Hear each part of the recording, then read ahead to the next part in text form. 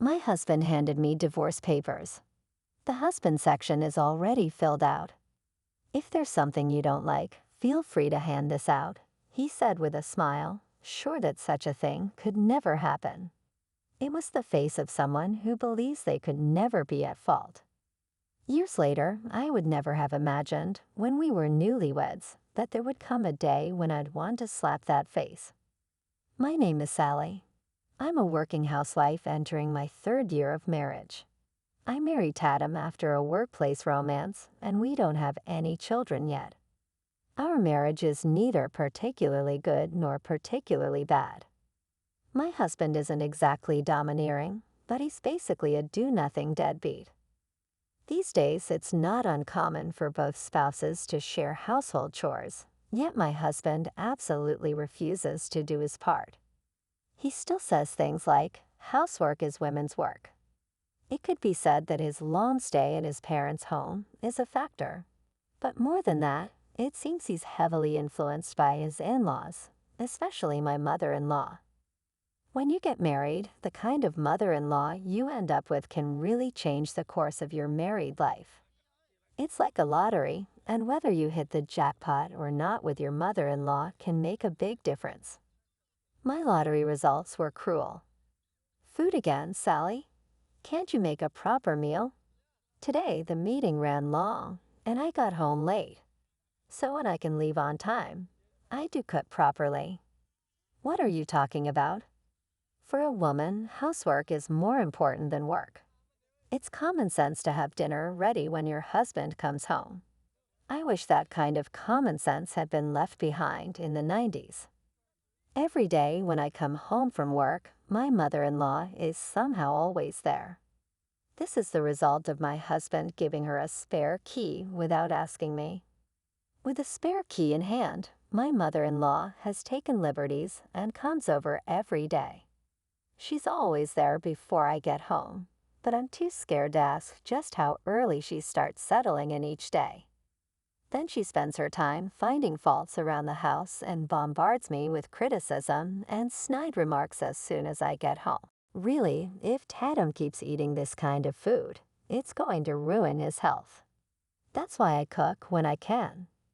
Sigh, my poor boy stuck with such a disappointing wife. No use, she just ignores everything I say, letting it go in one ear and out the other.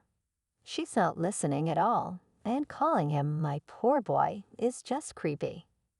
It would be one thing if it were just once in a while, but having her come over every day like this is extremely stressful. It's infuriating how my husband just laughs it off and doesn't say anything. Besides, if my mother-in-law is going to come over every day, the least you could do is help out with something, but my mother-in-law, while quick to criticize and make snide remarks, never lifts a finger to actually help. Worse yet, she sometimes even takes home parts of the dinner I've made despite how tired I am. Fine, I'll just take this takeout with me. Wait, hold on. If you take that, we won't have anything for dinner. That's why I keep telling you to come home earlier and cook. No, but I told you today it's impossible.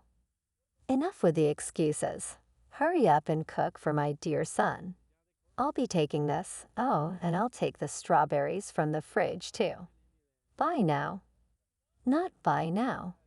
What do you mean you're taking our dinner without asking? Even though our dinner was taken, my husband still didn't say a word.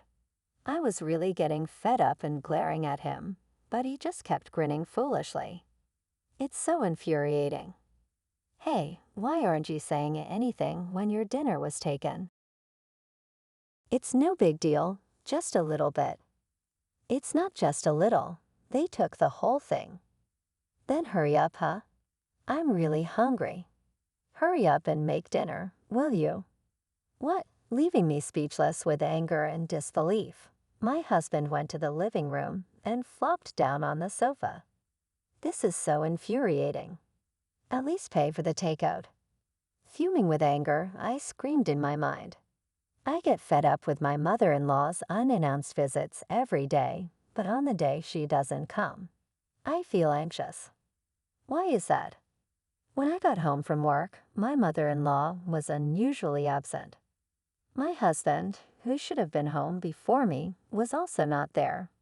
Even though it should have felt peaceful, I felt a sense of unease. The reason became clear the moment I opened the fridge. It's gone. What should have been there was missing. The steak I splurged on payday. I had frozen it to enjoy with my husband on the weekend, but it had completely disappeared from the freezer. There's only one possible explanation. I dashed out of the house, jumped on my bike, and pedaled at top speed while still being careful. My destination was my in-laws' house, a 7-minute bike ride away. Finally, I'm here.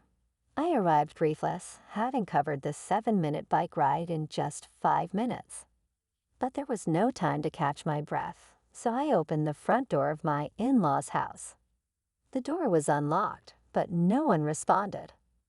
When I called out, I definitely sensed someone was there. Since my mother-in-law always comes into our house unannounced, I went in without hesitation. What I saw further inside was shocking. There it was. What do you think you're doing, eating that without permission? The package containing the familiar steak, of course, was empty. On the table lay the remains of the steak. Seeing that it was almost completely eaten, I let out a scream. My in-laws, and for some reason, my husband, looked at me in surprise. "Sally, what are you doing here?"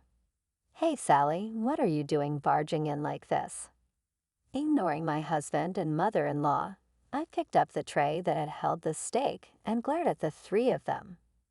This is the steak I bought, isn't it? Did you eat it without asking?" "All that. It was delicious, thanks." My mother-in-law smiled cheerfully at me as my face turned red with anger. "It's not about it being delicious. I bought that to share with my husband.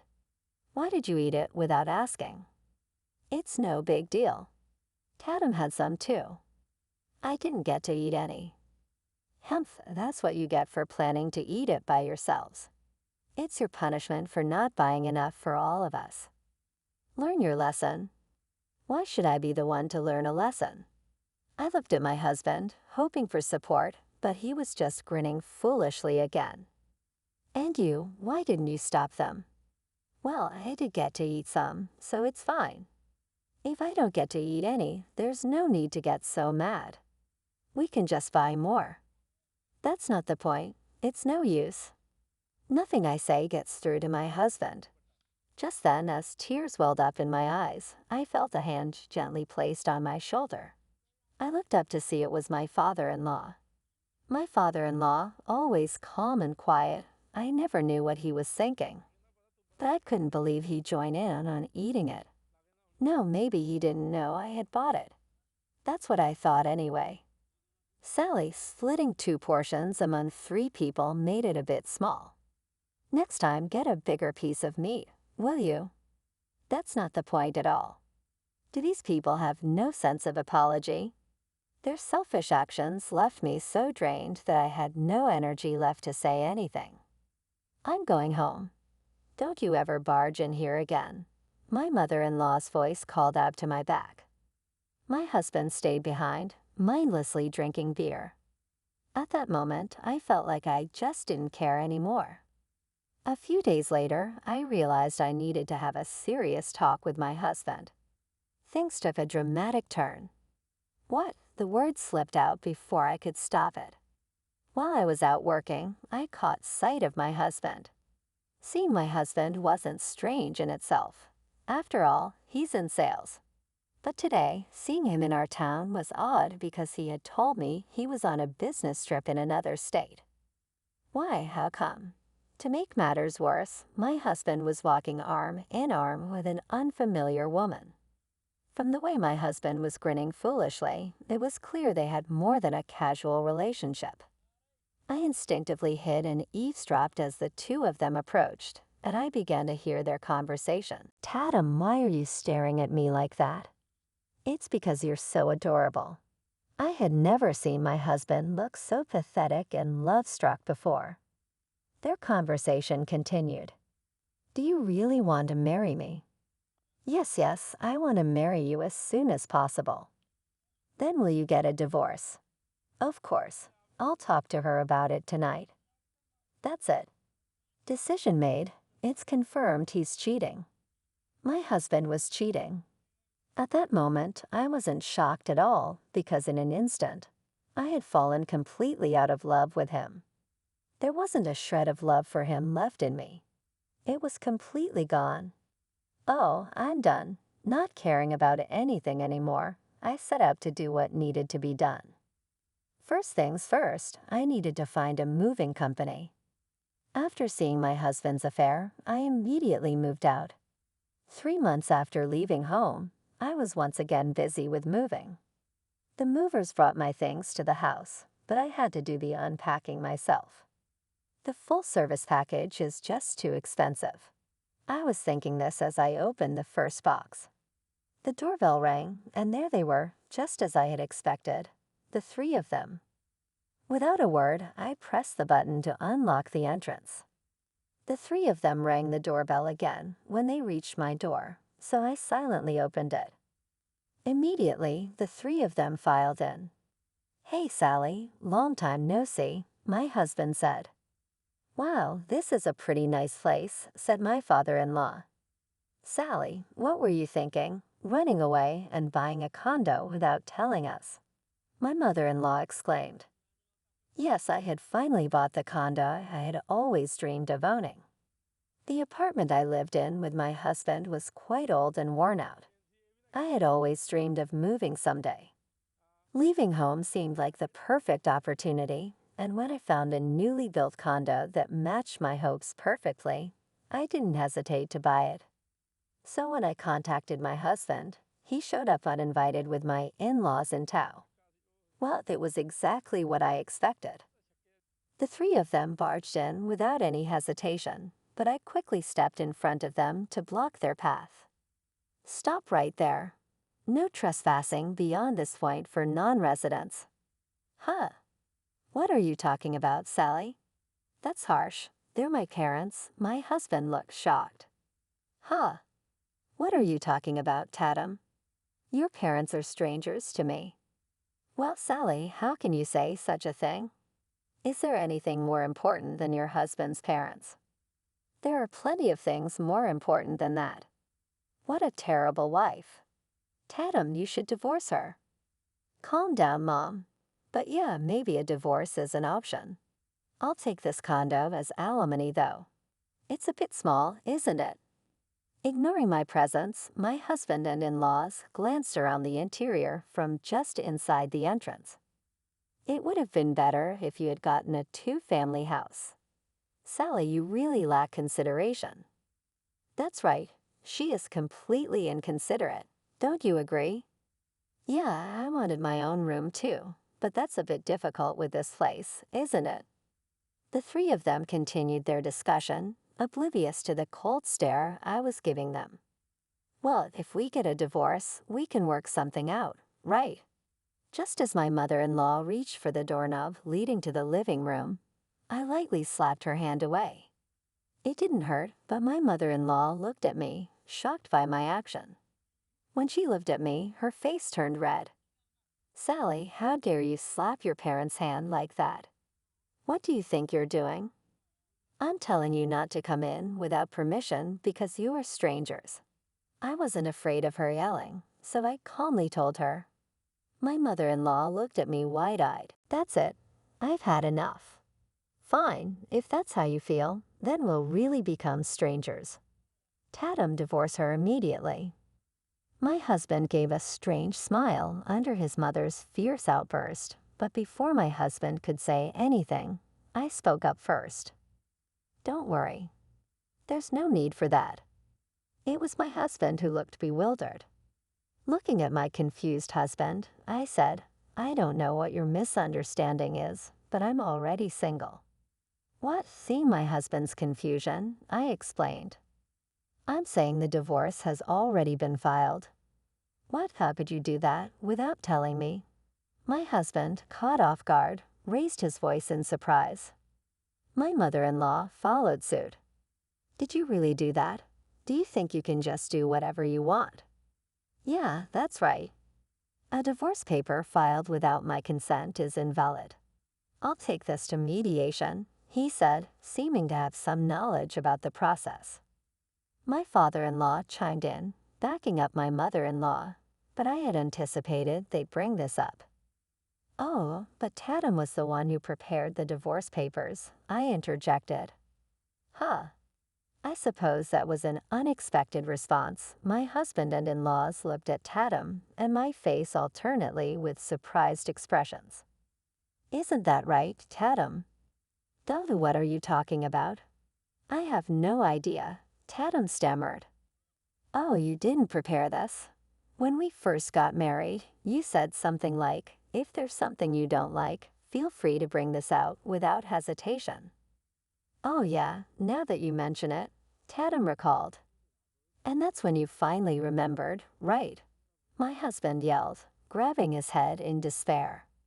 I never thought I'd actually need it, but I'm glad I kept it. Since there was something I didn't like, I decided to bring it out without hesitation.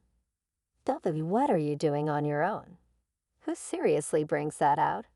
It's invalid. Mediation, no divorce, well, whatever then. Let's settle this matter thoroughly before we talk about divorce, shall we? I said it as if everything had been anticipated. I took out documents and photos from a large envelope that I had placed by the entrance. Inside were photos of my husband with his mistress and the results of the investigation into his affair. W, what is this? What do you mean? My husband exclaimed. It's evidence of your affair, I stated coldly. W, well, it's your fault for leaving home, right? No, the affair started way before that. Right, I've been hearing a lot from this woman, your mistress, and I even got these photos. Huh, that's how it is. After leaving home, I promptly consulted with a lawyer and hired a detective. It seems they were meeting almost every day, so gathering evidence of the affair was relatively easy. In a mad dash with my lawyer present, I confronted the mistress. She said, Tatum told me he's divorcing you and marrying me. I'm so happy he's finally divorcing you. That girl, with her head in the clouds, gave me lots of photos of the fun time she spent with you. No way. I thought the confrontation with the mistress would turn into a battlefield, but thanks to her naivety, the conversation went surprisingly smoothly. She said, Tatum will take care of the compensation payment for me and sign the documents for me, so please make sure the payment goes through. Dolly, wait a minute. I didn't agree to any of that. Well, I did tell her to wait quietly until the divorce is finalized. No wonder she kept saying she couldn't meet recently, no matter how many times I tried to contact her. Understood. The story has taken a turn. I heard your words loud and clear just now. Excuses like being forced into it by the mistress won't work anymore. You confessing that you initiated contact yourself, that says a lot. Hold on, it's not what you think. This isn't how it seems. There's nothing to argue about. It's your right to contest the filing of divorce papers, but ultimately the divorce will happen. I'll also be claiming compensation and seeking division of assets. So that's how it is. Caught off guard by the unexpected turn of events, my husband collapsed to the floor, or rather ex-husband, I should say. Given that he's such a useless husband, I doubt there's much to expect in terms of savings, compensation, or property division. But in the first place, I'm not counting on any of that anyway. My main goal is to divorce my husband and separate from both him and my in-laws. I just hope to achieve that much at the very least. After all, I have a job and income. Here's the revised text with punctuation and organized into short paragraphs. That's so I'll manage. I have savings left even after buying a condominium. I have no worries about my livelihood. If I can just strike back at my husband, that's all that matters to me. While thinking such thoughts, she looked down at her stunned husband. However, it was her mother-in-law who couldn't stay silent. "Wait a minute, Sally. What on earth are you saying? Without consulting us, the one who cheated without permission was your son, wasn't it?" "Well, sure, our son cheated, but you must have had some fault too, right? It's the wife who's at fault for being cheated on." "Oh, is that so? Well then, could you please leave now?" This was also as expected. I didn't expect to have a reasonable conversation with my mother-in-law anyway. But no matter what she says, she's just a stranger now. A complete stranger to me. I decisively begin to drive her out without further ado, but my mother-in-law resists with all her might against my pushing. Where did she find such strength? "Even if you're divorcing, you better hand over this condo for the property division, huh?" "Why should I have to do that? I mean, we bought this with your marital funds, right? Our son has half the rights too." "They probably have some incomplete knowledge," my mother-in-law said with a smug expression. "Well, yeah, if we did buy this condo with the money we saved after getting married, then that would be the case. But unfortunately for her, that's not the case. It won't be like that. I purchased this condo with money I had before marriage. Therefore, it's not marital property to be shared." "Really?" "Yes, indeed. Both of my parents passed away shortly after I started working. That's why I had intended to cherish my in-laws after marriage. Every day dealing with my mother-in-law's constant attacks and snide remarks shattered that resolve completely. Tatum never contributed any money to the household. Looking back now, was he spending it on his affair? Well, it doesn't matter. So I've been covering almost all our living expenses, which means there's no marital savings. No way. But compensation is a different matter. Even if it's in installments, please make sure your son pays it promptly." I can't believe this, Sally-san. Please, can't you reconsider the divorce? I'll talk sternly to my son about it." "Why should I? There's no benefit for me in that. But you see, from now on, I'll refrain from nitpicking." "Well, it's too late for that now." But, oh, I have an idea. How about having steak tonight? We'll splurge on some high-quality meat, you know. Do you have the money for that?" Well, if you lend it to me, I'll go buy it." "No way. There's no benefit for me." With a deep sigh, I quietly address the three pale-faced individuals. "Please leave." "Wait a moment. Let's talk." "Please leave, please." "Just buy the meat, get out." With a fierce expression, I shouted, and in that instant, the three of them jumped up and hurriedly left. Ah, that's a relief.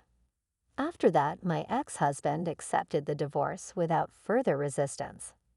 It seems that mentioning a lump sum payment for compensation if he didn't accept made him realize how serious the situation was. The mistress went into a frenzy upon learning that my ex-husband wouldn't pay her share of the compensation. Well, yeah, my ex-husband seemed comfortable because I was covering the living expenses, but his salary wasn't that high to begin with. In fact, his salary was even lower than mine. There's no way someone like that could afford to pay compensation, even for their mistress.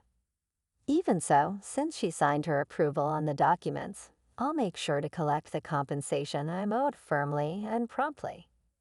I was worried that my ex-mother-in-law might show up again since I told her the location of the condominium, but thankfully, that concern turned out to be unnecessary. It seemed she aged rapidly and lost her energy due to the shock. My son, who was struggling to make ends meet on a pension, came crying back home because he couldn't afford the rent either. Surrounded by two unreliable men, my ex-mother-in-law and ex-husband, and struggling in a poor and difficult life, it seems my ex-mother-in-law doesn't have the energy to come to my house. This information comes from my ex-husband, who begged me to wait for the compensation payment. With a fresh start as a single person, I now enjoy carefree days of independence at home. There's no one to make snide remarks, and no one eats my groceries without permission. I'm enjoying living alone. Thinking about trying local specialties next time. Freedom is really nice, I murmured to myself. Oh, that feels pretty good. Freedom. I shouted it out. Feels good. Sure, should I open another beer?